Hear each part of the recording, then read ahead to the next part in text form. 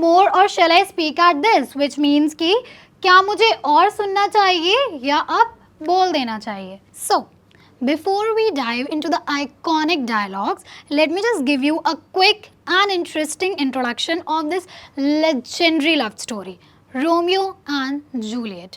तो ये कोई नॉर्मल लव स्टोरी नहीं है, ये दुनिया की सबसे ज़्यादा tragic and romantic love story है जो कि विलियम शेक्सपियर ने लिखी है सेंचुरीज पहले. एंड इसमें अब क्या होता है, रोमियो एंड जूलियट एक दूसरे से बेशुमार प्यार करते हैं, लेकिन अब बात आती है इनकी फैमिलीज़ की जो कि एक दूसरे की कट्टर दुश्मन है. एंड ये जो सीन मैंने इस क्लिप में इस मूवी का जो सीन मैंने लिया है, ये जो क्लिप ली है, उस सीन में जूलियट अपनी मन की बातें बोल रही हैं और उन्हें नहीं पता है कि रोमियो उनको सुन रहा है. तो this is the popular balcony scene of this movie. So hello everyone, welcome back to the channel and now let me tell you that what exactly we are going to do in this video. मैंने एक छोटी सी clip ली है from the movie Romeo and Juliet and उस clip में जितने भी dialogues होंगे मैं उन सभी डायलॉग्स को इंग्लिश में इंग्लिश टू हिंदी ट्रांसलेट करके आपको we will be learning English from this clip. जितने भी डायलॉग्स होंगे उनके हिंदी ट्रांसलेशंस हम करेंगे, साथ ही साथ हम शैडोइंग प्रैक्टिस करेंगे. अब जिनको नहीं पता है कि शैडोइंग प्रैक्टिस क्या होती है, तो शैडोइंग प्रैक्टिस एक लाइन मैंने यहाँ पे आपको दिखाई, then I will pause the video and same tone, same pace, same pitch and with the same expressions हम उसी सेम लाइन को रिपीट करेंगे इंग्लिश में अपनी इंग्लिश को इम्प्रूव करने के लिए. So this is what we are going to do in this video. Now let me tell you that if you think that ये वीडियो सिर्फ बिगिनर्स के लिए है then you are pathetically mistaken, क्योंकि ये वीडियो सिर्फ बिगिनर्स के लिए नहीं है.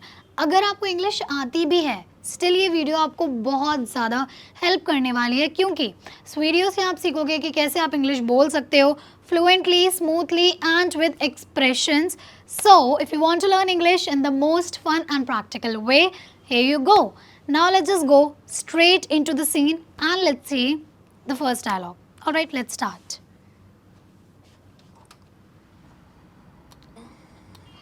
Alright, so before that I would just like to tell you one more thing. क्या फॉर्मेट होने जा रहा है हमारे वीडियो का. फॉर एग्जाम्पल यहाँ पे है रोमियो ओ रोमियो. सो जो भी हमारा सेंटेंस होगा उसमें सबसे पहले मैं उसको एक दो बार रिपीट करूँगी, क्योंकि मे बी आपको स्क्रीन से जो भी साउंड एग्जैक्टली ना क्लियरली सुनाई दे रहा हो. So that is why I will be repeating the sentence 2-3 times जिससे आपको समझ आ जाए व्हाट इज़ इट. एंड उसके बाद अगर आपको स्टिल कोई कन्फ्यूजन है, all the captions are written on the board, आप वहाँ से भी देख सकते हो अगर आपको किसी भी वर्ड में कोई भी कन्फ्यूजन होगी. एंड उसके बाद मैं इन सारी चीज़ों के हिंदी ट्रांसलेशंस आपको वर्बली बताऊंगी, then I will write them in the board. उसके बाद लास्ट में हम करेंगे shadowing practice which I have told you what is that. Got it? Let's start. Alright, so now let's start and let's see that what is there in the first dialogue of ours. Romeo. Oh, Romeo. Romeo. Once again. Oh, Romeo. Alright, सबसे पहले Juliet आती है and she says Romeo O Romeo, Romeo O Romeo, which means कि वो बहुत ज़्यादा desperation से she is calling Romeo, वो उसको मिस कर रही है. ठीक है, आगे देखते हैं. Wherefore art thou, Romeo? She is saying wherefore out the Romeo. wherefore out the Romeo, सबसे पहले wherefore का मतलब होता है कि क्यों.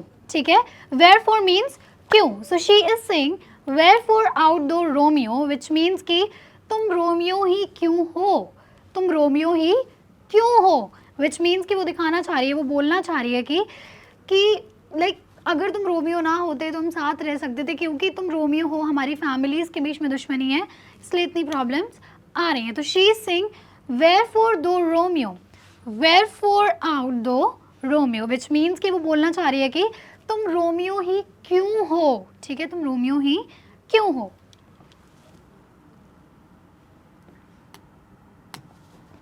Alright, so now I'll just write this translation on the board and फिर हम shadowing practice करेंगे. Done?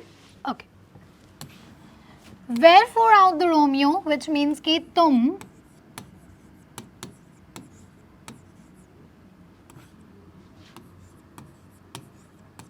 रोमियो ही क्यों हो, ठीक है। Wherefore out the Romeo, which means कि तुम रोमियो ही क्यों हो, क्योंकि अगर तुम रोमियो ना होते तो ये सारी दिक्कतें ना आती, क्योंकि उनकी जो फैमिलीज थी they were enemies, that was the main cause, okay. So let's speak this. Wherefore out the Romeo, wherefore out the Romeo, alright, आगे देखते हैं.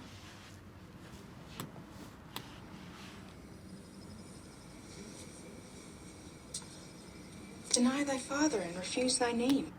Then she says, deny thy father and refuse the name. Deny thy father and refuse thy name.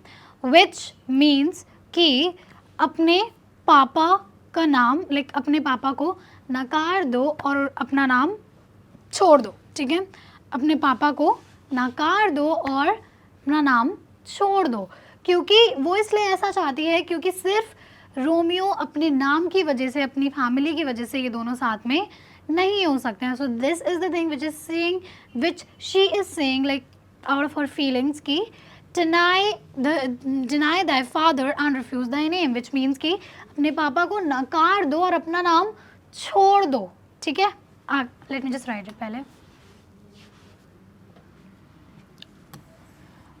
अपने पापा को नकार दो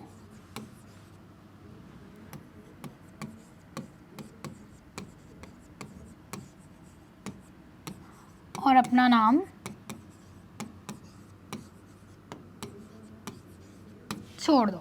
ठीक है, deny thy father and refuse thy name, which means कि अपने पापा को नकार दो और अपना नाम छोड़ दो. एंड उसको ऐसा क्यों लग रहा है, क्योंकि अगर ऐसा रोमियो कर देता है तो वो लोग साथ हो सकते हैं इजीली. ठीक है, deny thy father and refuse thy name. ठीक है, आगे देखते हैं. Or if thou wilt not be but sworn my love, and I'll no longer be a Capulet.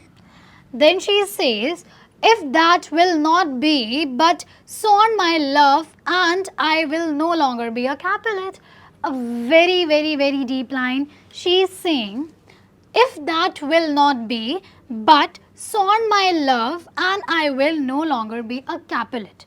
तो यहाँ पे जो मेन लड़ाई थी, that was between the Montague and the Capulet. So Romeo was from the Montague family and Juliet was from the Capulet family, and ये दोनों आपस में क्या थे, they were the biggest enemies. तो यहाँ पे she is saying कि और अगर ऐसा नहीं होता है, कैसा नहीं होता है कि रोमियो अगर अपने पापा का नाम नहीं नकार सकता, अगर वो अपने पापा को, अपनी फैमिली को, अपने नाम को नहीं छोड़ सकता, तो दूसरा ऑप्शन वो क्या बता रही है कि अगर ऐसा नहीं हो सकता, then sworn my love, मेरे प्यार की कसम खाओ कि I'll no longer be a Capulet, कि अगर तुम मेरे से सच्चे प्यार की कसम खाओ कि तुम मुझसे सच में प्यार करते हो, और फिर मैं कैपुलेट नहीं रहूँगी, मैं अपनी फैमिली को, मैं अपने नाम को छोड़ के तुम्हारे पास आ जाऊँगी. But what is the condition कि यू हैव टू सॉर्न, कि तुम्हें कसम खानी है कि that okay you love me equally. So what is the sentence here, if that will not be but sworn my love and I will no longer be a Capulet, कि अगर ऐसा नहीं हो सकता है तो मेरे प्यार की कसम खाओ, तो मैं आगे से मैं कैपुलेट नहीं रहूँगी फिर.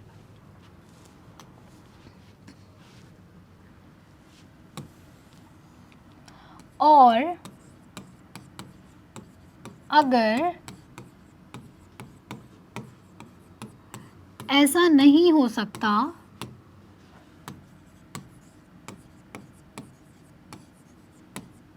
तो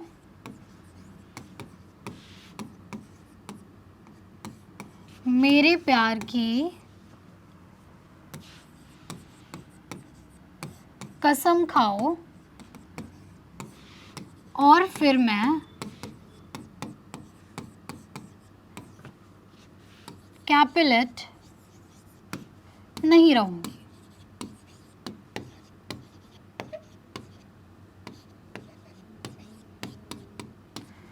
So this shows that her love is so pure and like extreme one. So she is saying कि अगर ऐसा नहीं हो सकता है कि तुम अपनी फैमिली को, अपने नाम को, अपने पापा को, अपने ख़ानदान को नहीं छोड़ सकते हो, तो तो फिर यू हैव टू सॉन्ड माई लव कि मैं अपनी फैमिली को छोड़ दूंगी, ठीक है, लेकिन उसके लिए तुम्हें कसम खानी पड़ेगी मेरे प्यार की, ठीक है। तो if that will not be but sound my love and I will know longer be a Capulet, but if not that, but that will not be but sound my love and I will know longer be a Capulet. Got it? आगे देखते हैं।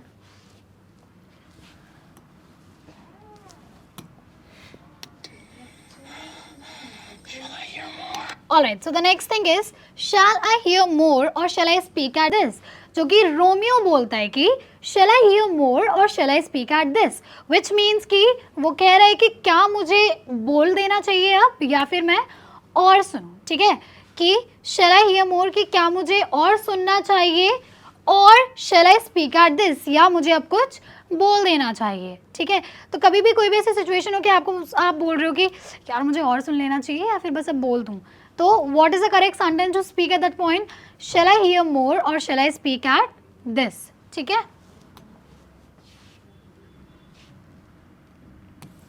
So क्या मुझे और सुनना चाहिए या अब कुछ बोल देना चाहिए,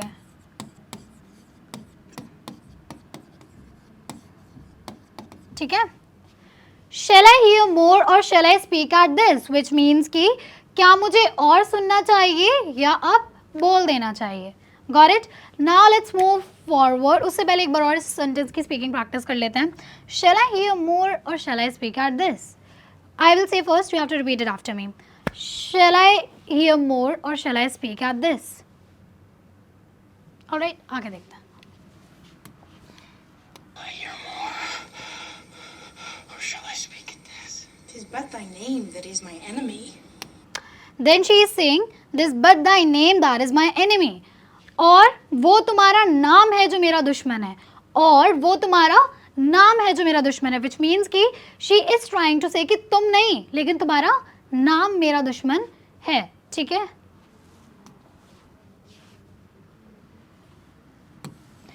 और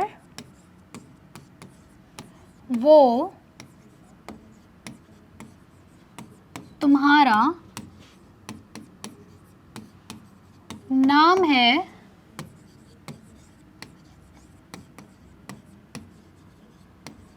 जो मेरा दुश्मन है, ठीक है। This but thy name that is my enemy. This but thy name that is my enemy, which means कि और वो तुम्हारा नाम है जो मेरा दुश्मन है, ठीक है, और वो तुम्हारा नाम है जो मेरा दुश्मन है, which means कि या so she is saying कि तुम नहीं पर तुम्हारा नाम है बस जो कि मेरा दुश्मन है, लाइक उसकी फैमिली का। तो शी इज़ वेरी कन्फ्यूज कि कोई इंसान जिससे वो इतना प्यार करती है वो कैसे उसको छोड़ दे सिर्फ उसके नाम की वजह से। This is the story behind that. Alright, this but Dai name that is my enemy, और वो तुम्हारा नाम है जो मेरा दुश्मन है। Thou art thyself, though not a Montague. Then she is saying, thou art thyself, though not a Montague. Thou art thyself, though not a Montague, which means कि सिर्फ तुम्हारा नाम लाइक सिर्फ तुम मॉन्टेग्यू हो इस वजह से मुझे तुम्हें लाइक हम साथ में नहीं रह पा रहे हैं, क्योंकि तुम मॉन्टेग्यू हो बस इस वजह से हम साथ में नहीं रह पा रहे हैं। तो उसको ये बात बहुत वियर्ड लगती है कि किसी के नाम की वजह से हम किसी इंसान को कैसे छोड़ सकते हैं, उसके नाम से उसका क्या कनेक्शन। शी वॉन्ट्स टू से कि अगर तुम्हारे नाम की वजह से प्रॉब्लम आ रही है या तो तुम अपना नाम छोड़ दो या मैं अपना नाम छोड़ दूंगी, बट एक नाम की वजह से जिससे मैं इतना प्यार करती हूँ मैं उसको नहीं छोड़ सकती। शी इज सेइंग दो आर thyself दो नॉट अ मॉन्टेग्यू। तो वो कह रही है कि सिर्फ मॉन्टेग्यू एक ऐसी चीज़ है जिसके वजह से हमारे बीच में इतनी दिक्कत आ रही है। What's Montague? Then she is saying, what's Montague? What's Montague? Which means कि Montague है क्या? Like she is very frustrated at this moment and she is saying Montague है क्या? ठीक है? What's Montague? Montague है क्या? It is not him, nor foot, nor arm, nor face. Then she is saying, it is not hand, nor foot, nor arm, nor face. It is not hand, not foot, not arm, not face. कि Montague है क्या? ना ही वो कोई नहीं, like ना ही वो कोई हाथ है, ना पैर है, ना मुंह है, ना आम है, फिर वो क्या है? ठीक है, उसको लग रहा है कि Montague कोई पहचान थोड़ी होती है किसी की, ठीक है, एक टैग ही तो है, एक नाम के साथ जुड़ा हुआ टैग ही तो है, ना वो इंसान की शक्ल है, ना उसके पैर, ना उसके हाथ, फिर क्या है Montague? ठीक है, फिर क्या है Montague? Nor any other part belonging to a man. Then she is saying, nor any other part belonging to a man. ना वो शरीर का कोई और हिस्सा है जो कि मैन से, लाइक उस आदमी से बिलोंग करता है, ना वो शरीर का कोई और हिस्सा है जो कि उस आदमी से कनेक्टेड है, उस आदमी को बिलोंग करता है. लाइक शी इज सेइंग कि Montague क्या है? ना हाथ है, ना पैर है, ना शक्ल है, ना आम है, एंड ना शरीर का कोई और हिस्सा है जो कि कनेक्ट, लाइक जो कि बिलोंग करता है. ठीक है, तो एक नाम की वजह से, एक सिर्फ एक टैग की वजह से मैं उस इंसान को क्यों छोड़ दूँ? ठीक है, तो उसको वो चीज़ बहुत बुरी लगती है. She is very hurt and वो अपने मन की सारी बातें बोल रही है, लेकिन उसको बिल्कुल भी नहीं पता है कि रोमियो ये सारी चीज़ों को सुन रहा है. Got it? So this is what we were having in this clip. It was a quite short clip, and अगर आपको ये क्लिप अच्छी लगी हो then do let me know in the comment section below. I'll very soon bring a part 2 for the same. इसके आगे का जो भी सीन होगा we'll be doing it in the part 2. Till then, stay tuned and subscribe our channel. Thank you for watching.